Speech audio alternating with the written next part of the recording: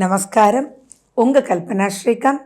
கும்ப ராசி மற்றும் கும்ப லக்ன அன்பர்களுக்கு இந்த டிசம்பர் மாதம் எப்படி இருக்குது அப்படின்றது பார்க்க போகிறீங்க. இந்த மாதத்தில் நான் சொல்லக்கூடிய விஷயங்கள் கொஞ்சம் கவனமாக கேட்கணும். கிளியராக இந்த மந்த்தை நீங்கள் எடுத்துகிட்டு போகணுன்றது தான் என்னுடைய தாழ்மையான வேண்டுகோள். சரி, லாஸ்ட் வரைக்கும் ஸ்கிப் பண்ணாமல் பாருங்கள். பல விஷயங்கள் உங்களுக்காகவே. நம்ம சேனல் இதுதான் ஃபஸ்ட் டைம் பார்க்குறீங்கன்னா சப்ஸ்கிரைப் பண்ணிக்கோங்க, பெல் பட்டனை ப்ரெஸ் பண்ணுங்கள், ஆல் என்ற ஆப்ஷனை சூஸ் பண்ணிக்கோங்க. ஆமாங்க, ஜென்ம சனி நடந்துட்டுருக்கு. அதுலேயும் சனி வக்ர நிலையிலிருந்து நேர்கதிக்கு வந்துட்டார். ஜென்ம சனின்றது ஒரு பதட்டமான ஒரு பீரியடாகவே இருக்குது. ஓப்பனாக சொல்லப்போனால் 50% நல்லா இருக்கிற மாதிரி இருக்குது, 50% கொஞ்சம் கூட சரியில்லாத மாதிரி இருக்குது. இப்படியும் நம்ம சொல்லலாம். 50% ஆன கும்பராசி அன்பர்களுக்கு நிறைய விஷயங்கள் ஜெயிச்சாங்க, ஆனால் ஜெயிச்சும் ஒரு திருப்தி இல்லாத ஒரு நிலையில் இருக்குது, இப்படியும் சொல்லலாம். ஸோ இது எப்படி இருக்குது அப்படின்றது ஒவ்வொரு சப்ஜெக்டாக உங்களுக்கு நான் பிரித்து சொல்கிறேன். ஏன்னா ரொம்ப முக்கியமாக கேட்கணும். ஏன்னா 6ஆம் வீட்டில் செவ்வாய் இருந்து தன்னுடைய 8ஆம் பார்வையாக கும்பத்தையே பார்க்குறார். அப்படின்னா எந்த ஒரு விஷயமும் இப்போ சின்னது கூட ஊதி பெருசாயிடும். அந்த பெருசாகிறது பெரிய லெவல் பூகம்பமாக வெடிக்கும். அந்த வெடிக்கிறதுக்கு இப்போ வழி நடத்தக்கூடிய மாதமாக இருக்குது. ஒன்றொன்னா சொல்கிறேன், கிளியராக கேளுங்க. ஃபார் எக்ஸாம்பிள், இப்போ ஒரு ஜாப், கெரியர், பிஸ்னஸ் எல்லாம் ஒரே லைனுக்கு கொண்டு வந்துடுங்க. இப்போது நீங்கள் நம்பி இருந்தவங்க உங்களை விட்டு போகலாம். அது பாசிட்டிவான விஷயமாகவும் இருக்கலாம், ஆனால் நெகட்டிவான விஷயமாகவும் இருக்கலாம். அதாவது அவருடைய வளர்ச்சிக்காக உங்களை விட்டுட்டு போனாலும் அது உங்களுக்கு மைனஸ் தான். அல்லது சின்ன பிரச்சனை, ஒரு 2 ஸ்டாஃப்ஸ்குள்ளே வந்த பிரச்சனைக்கு ஒரு பெரிய மேனேஜர் உங்களை விட்டுட்டே போயிட்டாரு அப்படின்றதும் இருக்கலாம். அதில் இப்போ தசாபுத்தி நல்லா இருந்துச்சு அப்படின்னா அவங்களால் உங்களுக்கு பிரச்சனை வராது. ஆனால் தசாபுத்தி நல்லா இல்லை அப்படின்னா ஆட்டோமேட்டிக்காக உங்களுக்கு நெகட்டிவ் பண்ணுற இடத்துக்கு அவங்க போயிடுவாங்க. அப்போ எவ்வளவு காஷனாக இருக்கணும் பாருங்கள். நம்ம கேள்விப்படுறோம் இல்லையா, தொழிலில் எல்லா சீக்ரெட்ஸும் அவனுக்கு தெரியும். அவன் பாரு போய் வேண்டாதவனோட சேர்ந்துட்டு எனக்கு ஜென்ம எதிரிப்பா, அவன் என்னுடைய பயங்கரமான காம்படிட்டர், அவனுடைய இடத்துல போய் சேர்ந்துட்டு என்னுடைய சீக்ரெட்ஸ் எல்லாம் சொல்கிறான் பாரு அப்படின்றதெல்லாம் க்ராஸ் பண்ணுறீங்க இல்லையா, அதெல்லாம் இந்த மாதிரி காலகட்டத்தில் தான். ஸோ நீங்கள் எப்படி இந்த இடத்துல கேர்ஃபுல்லாக இருக்கணுன்றதுக்கு முதல்ல உங்களுடைய தசாபுத்தி அந்தரத்தை நீங்கள் பார்க்கணும். ஏன்னா இந்த மாதம் பல விஷயத்தில் நீங்கள் எச்சரிக்கையாக இருக்கணும் அப்படின்றத ஞாபகம் வச்சுக்கோங்க. அதே மாதிரி நீங்கள் ஜாபில் இருந்தாலும் சரி, தேவையில்லாத சின்ன சின்ன தவறுகளை உங்களை போட்டு கொடுத்து ஆட்டோமேட்டிக்காக அதில் அவங்க குளிர்காயக்கூடிய ஒரு விஷயம் ஒரு மாதம். அதே மாதிரி பார்த்திங்கன்னா உங்களை காமிச்சு கொடுக்கறதுக்கு உண்டான ஒரு காலகட்டம். ஸோ அரசு பதவியில் இருக்கிறவங்கெல்லாம் ரொம்ப ரொம்ப ரொம்ப ரொம்ப எச்சரிக்கையாக இருக்கணும். நான் என்ன சொல்கிறேன்றது உங்களுக்கு கண்டிப்பாக புரியும். அடுத்தது பார்த்திங்கன்னா 2ல் ராகு வேறு இருக்கார். அப்போ குடும்பத்துக்குள்ளே ஒரு பெரிய பிரிவினை வர்றதுக்குண்டான வாய்ப்புகள் ரொம்பவே இருக்குது.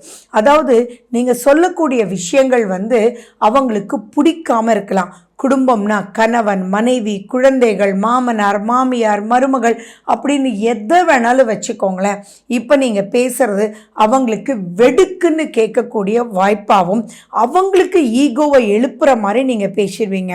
ஃபார் எக்ஸாம்பிள், நீங்கள் ஒரு ஸ்தாபனம் நடத்திட்டு இருக்கீங்க, அங்கே உங்களுக்கு மேனேஜராக இருக்கிறவங்க டக்குன்னு விட்டுட்டு போயிட்டாங்கன்னு வச்சுக்கோங்களேன். நீங்கள் என்ன பண்ணுவீங்கன்னா, மேபி உங்களுடைய ஃபேமிலி மெம்பரை, போப்பா நீ கண்டிப்பாக இனிமேல் நீ தான் அது இன்சார்ஜ் எடுக்கணும், மேனேஜருடைய நீ தான் ப்ளே பண்ணணும் அப்படின்னு அவங்களுக்கு சொல்லுவீங்க. அது சொல்கிறது மட்டும் இல்லாமல் அது கண்டிப்பாக இப்படி இருக்கணும், அப்படி இருக்கணும், அப்படி இருக்கணும்னு ரொம்ப ஸ்ட்ரிக்ட் பண்ணுவீங்க. இந்த இடத்துல தான் பார்த்துக்கோ, விட்டுறாத, அப்படி இப்படின்ற மாதிரி சொல்கிறது அவங்களுக்கு கம்ஃபர்டபுளாக இருக்காது.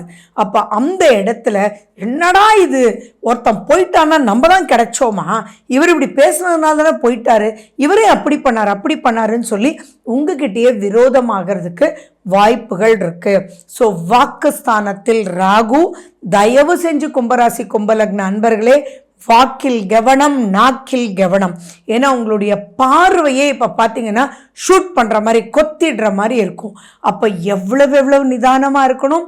எது பேசும்போது போ இன்னும் கிளம்பலையா அப்படியெல்லாம் கேட்காதீங்க. ஏன்பா எத்தனை தடவை சொல்கிறேன், கொஞ்சம் புரிஞ்சுக்கோப்பா, கிளம்புப்பா அப்படின்ற மாதிரி நீங்கள் சொல்லும்போதே உங்கள் கண்கள் அங்கே வேற மாதிரி இருக்கும். ஸோ எல்லா விஷயத்துக்கும் பொறுமை, நிதானம் நிதானம் நிதானம்ன்றது இருக்கணும். வெறுப்புன்றது உங்ககிட்ட வரவே கூடாது. ஏன்னா இப்போ 6ல் செவ்வாய் வேற. அப்போது நீங்கள் ஏதாவது பேச போய் அந்த பேச்சு எதிரிக்கு ஒரு பெரிய பலமாக போயிடும். அப்போ எதிரிகள் பலம் பெறுவாங்க. அதே மாதிரி நன்மைகள் நீங்கள் பண்ணியிருப்பீங்க இல்லையா, அதெல்லாம் விமர்சனத்துக்கு உள்ளாயிடுவீங்க. அப்போ அந்த விமர்சனத்தை கேட்டு, ஃபார் எக்ஸாம்பிள் நீங்கள் ஒரு வீடே கட்டியிருக்கலாம், அல்லது ஒரு கல்யாணம் பண்ணியிருக்கலாம். பெரிய இவன் என்னவோ சின்ன விஷயம் பண்ணிட்டு இவ்வளோ ஆடுறான், என்னத்தை இவன் பண்ணிட்டான் அப்படின்ற மாதிரி பலர்கிட்ட விமர்சிப்பாங்க. உங்ககிட்ட டைரெக்டாக கேட்டால் பரவாயில்ல, ஆனால் பலர்கிட்ட விமர்சித்து கடைசியில் அங்கே கேலி பொருள் ஆயிடுவீங்க. ஸோ எதுலேயுமே நிதானம் வேணும். பண்ணிட்டோன்ற பகட்டு வேண்டாம். நீங்கள் என்ன பண்ணியிருந்தாலும் ஏதோ நடந்துச்சுப்பா, எவ்வளோ கஷ்டப்பட்டேன்னு தெரியுமா, போதுண்டாப்பான்னு இருந்தது, கடைசி நிமிஷத்தில் கூட இந்த டென்ஷன் அப்படின்னு உங்களை சிறுமையாக்கி பேசுவது தான் உங்களுக்கு ப்ளஸ் பவராக கொடுக்கும். ஸோ திருமணம்ன்ற ஒரு விஷயத்துக்குள்ளெல்லாம் இப்போ நடக்கிறது, இப்போ போகிறதுன்றது அவ்வளோ திருப்திகரமான ஒரு நிலையில். கொஞ்சம் நீங்கள் வெயிட் பண்ணுங்கள். ஏன்னா இப்போ முடிச்சுக்கலான்னு போகும்போது யாரோ அதை நிறுத்திடுவாங்க. ஸோ ஜஸ்ட் ஓகேப்பா, லெட் மீ திங்க் அப்படின்ற ஒரு விஷயத்தோடு நீங்கள் இருக்கணும். மிஸ் பண்ணிடாதீங்க. அதே மாதிரி ஆரோக்கியம் அப்படின்ற விஷயத்துலையும் 6ஆம் வீட்டில் செவ்வாய் இருந்து 8ஆம் வீட்டில் உங்களையே அங்கே சனியோட பார்க்கறதுனால ஆரோக்கிய கேடு வர்றதுக்கு பல ரூபத்தில் வாய்ப்புகள் இருக்குது. ஸோ எதுவாக நீங்கள் டாக்டர்கிட்ட போனாலும் டாக்டரே இதுவோ இருக்கலாம் அதுவோ இருக்கலாம்னு பயம்படுத்தினாலும் பயப்பட வேண்டாம். ஒரு ட்ரிபிள் ஒப்பீனியன் நீங்கள் எடுங்க. அதே மாதிரி மறைவு உறுப்புகளில் ரொம்ப எச்சரிக்கையாக இருக்கணும். யூடிஐ ப்ராப்ளம் வர்றதுக்கு, யூரினரி இன்ஃபெக்ஷன் வர்றதுக்கு வாய்ப்புகள் இருக்குது. அலர்ஜிகள் வர்றதுக்கு வாய்ப்புகள் இருக்குது. நீங்கள் எடுக்கக்கூடிய மருந்து ஓவர் டோஸ் ஆகிறதுக்கு வாய்ப்புகள் இருக்குது. ஸோ இன்றைக்கெல்லாம் நமக்கு நிறைய விஷயங்கள் என்னன்றது படித்து பார்க்க தெரியும். ஸோ நான் சொன்னது, நீங்கள் ஃபார் எக்ஸாம்பிள் ஒரு மெடிசன் கொடுத்துருந்தாருன்னா இதுக்கு இவ்வளோ ஹை ஆன்டிபயோட்டிக் வேணுமான்றது டாக்டர்கிட்ட கேளுங்க. அதே மாதிரி டிஸ்கம்ஃபர்ட் இருந்தால் தயவு செஞ்சு டாக்டர்கிட்ட போயிடுங்க. இந்த மாதிரி காலகட்டத்தில் தான் ஓவர் டோஸ் எடுத்தேன், எல்லாம் புண்ணாயிடுச்சு, வயிறு எரியுது அப்படின்னு சொல்லக்கூடிய வாய்ப்புகள் நிறைய இருக்கும். அது மனதுக்கு நடக்கிற கஷ்டத்தினாலையும் வயிறு எரியுதுன்னு சொல்லுவீங்க, உடலுக்கு ஆரோக்கிய பிரச்சனைனாலும் வயிறு எரியுதுன்னு சொல்லக்கூடிய நிறைய வாய்ப்புகள் இருக்குது. இப்போ நீங்கள் ரொம்ப மைண்டுக்கு நினச்சிக்க வேண்டியதே என்ன அப்படின்னா, எந்த விதத்துலேயும் எந்த பாண்டேஜும் பிரேக் ஆகக்கூடாது.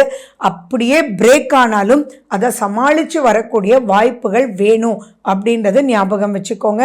4ஆம் வீட்டில் குரு பகவான் இருக்காரு. ஸோ ரொம்ப பெரிய மைனஸஸ் உங்களுடைய வீடு, வண்டி, வாகனம் இதிலெல்லாம் ஆகாது.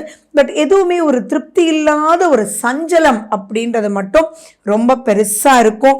மெயினாக நீங்கள் பண்ண வேண்டியதே ஜஸ்ட் லைக் தட் ஸ்லோவாக ஸ்டெடியாக ப்ரொசீட் பண்ணுங்கள். சந்திராஷ்டமத்தன்னைக்கு ரொம்ப காஷனாக இருங்க. நட்புன்னு நினைக்கிறவங்க கூட இப்போ உங்களை விமர்சிக்க ஒரு வழியாக ஆயிடுவாங்க. ஸோ எல்லா விதத்துலேயும் ப்ரொடெக்டிவாக இருக்கணும். ஸோ உங்கள் சந்திராஷ்டமத்தை நோட் பண்ணி வச்சுக்கோங்க, அலாம் பண்ணி வச்சுக்கோங்க.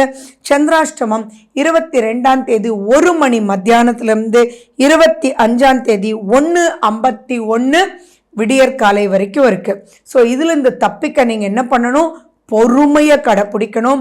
பொறுமை, அதே மாதிரி வேகம், அதே மாதிரி விவேகம் யார்கிட்ட இருக்குது, நீங்கள் ஹனுமன்கிட்ட இருக்குது.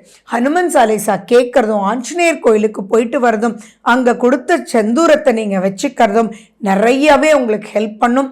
சந்தனம் வச்சுக்கோங்க, அதுவும் உங்களுக்கு ரொம்ப ஹெல்ப் பண்ணும். எதுலேயும் பொறுமை வேணும்.